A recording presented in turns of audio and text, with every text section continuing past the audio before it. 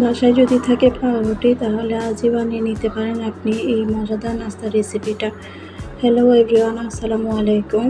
প্রথমে একটি ডিম নিয়ে নিলাম, এর মাঝে হাফ কাপের মতন লিকুইড দুধ দিয়ে স্বাদ মতো চিনি অ্যাড করলাম। এর মাঝে ভালো করে মিশিয়ে নেব।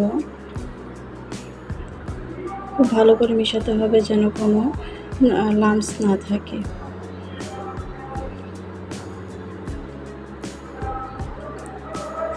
আমি 4-5টা পাউরুটি নিয়ে নিব এবং সাইডের ব্রাউন অংশগুলো ভালো করে কেটে নিব।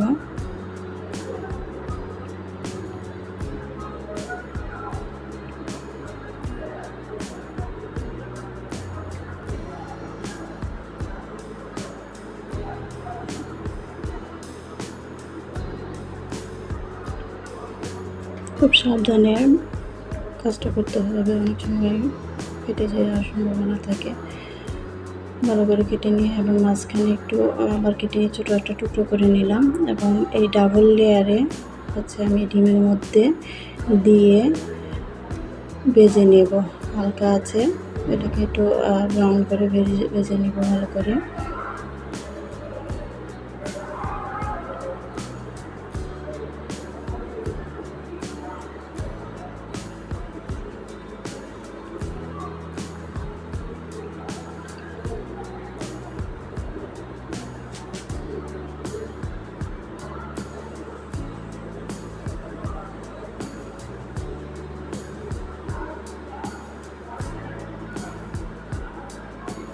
চারপাশে ভালো করে ভেজে নিব যেন কোনো কাঁচা অংশ না থাকে, যেহেতু এটা ডিমের ভালোভাবে ভাজতে হবে, নাহলে ডিমটা কাঁচা থাকলে খেতে খুবই বাজে লাগবে।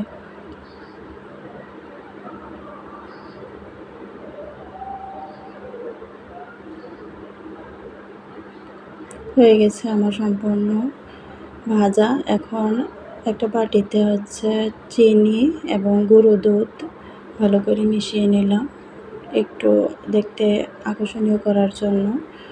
চাইলে এটা স্কিপ করতে পারেন, আমি দেখতে সৌন্দর্য বাড়ানোর জন্য এই কাজটা করলাম এবং খেতেও মন্দ না, টেস্ট ভালোই আসছে, যেহেতু গুঁড়ো দুধ আর চিনি একসাথে একটু ভিন্নতার ছোঁয়া আসছে।